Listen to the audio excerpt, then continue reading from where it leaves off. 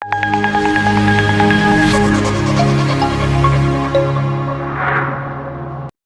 बजाज मैं जीरे तो हाँ जी। मेरे मोटापे की प्रॉब्लम सी मेरे बहुत ज़्यादा। मेरा वेट 116 किलो सीगा। मैं उस तो बाद सर्जरी मैंने किसी ने दसी सी कि मैंने बहुत डर लग रहा सी सर्जरी तो। मैं डॉक्टर अमित बांबरी ਨੂੰ ਮਿਲਿਆ ਸੀਗਾ। ਉਹਨਾਂ ਨੇ ਮੈਨੂੰ ਸਰਜਰੀ ਬਾਰੇ ਦੱਸਿਆ, ਮੈਨੂੰ ਸਰਜਰੀ ਬਾਰੇ ਸਮਝਾਇਆ। ਉਹਨਾਂ ਨੇ ਪੂਰੀ ਗਾਰੰਟੀ ਲਈ ਕਿ ਕੋਈ ਇਹਦੀ ਦਿੱਕਤ ਨਹੀਂ ਆਏਗੀ। मैं उस तो बाद सोचा, एक दिन सोचा, फिर उस तो बाद अपॉइंटमेंट ली, सर्जरी करवाई। फिर 4 घंटे के बाद मैंने इन्होंने तुरन लाता सीगा। 4 घंटे बाद मैं थोड़ा थोड़ा पानी पीना इन्होंने मैंने लाता सीगा। उस तो बाद एक दिन इन्होंने मैंने उत्थे रखा सीगा, फिर मैंने छुट्टी मिल गई सीगी, जिहदे करके मैंने शुगर की प्रॉब्लम सी। मेरी शुगर 240 260 के करीब रहिंदी सीगी। हुण मेरी शुगर 97 85 88 रहिंदी है। मेरे साह की प्रॉब्लम सीगी, लीवर की प्रॉब्लम सीगी। इनफैक्ट लीवर की प्रॉब्लम भी सही हो रही है, साह की प्रॉब्लम मेरी सही हो चुकी है।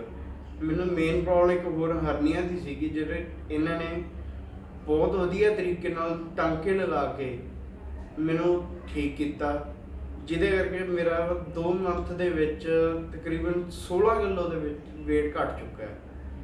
मैं इन्हां तो इसलिए रिकमेंड किया है कि मैनू सर्जरी लई बहुत जणिਆਂ ने दस्सिया सीगा, पर मैनू डर लग रहा सी। पर मैनू इन्होंने पूरी गारंटी चुकी सी कि कोई प्रॉब्लम नहीं आएगी। मैं इसलिए इन्हों को ही ट्रीटमेंट करवा रहा अपना।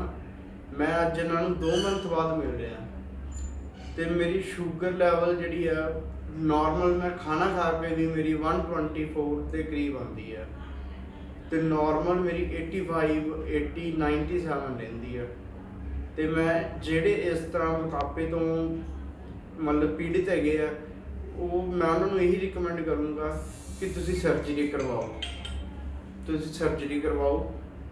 डॉक्टर अमित बांबरी ਨੂੰ मिलो, उन्होंने ਨਾਲ कंसल्ट करो, तुसी उन्होंने तो सर्जरी कराओ। मैं गारंटी लेना इस गल की कि सर्जरी के विच कोई दिक्कत नहीं आएगी तुहानूं। मैनू खुद नूं 4 घंटे बाद इन्होंने तुरन लाता सीगा। एक दिन रिकवरी रूम के विच रखिया सी, पूरी केयर की सीगी कि मैनू एक रुपये तक की मैनू कोई दिक्कत नहीं आई सीगी।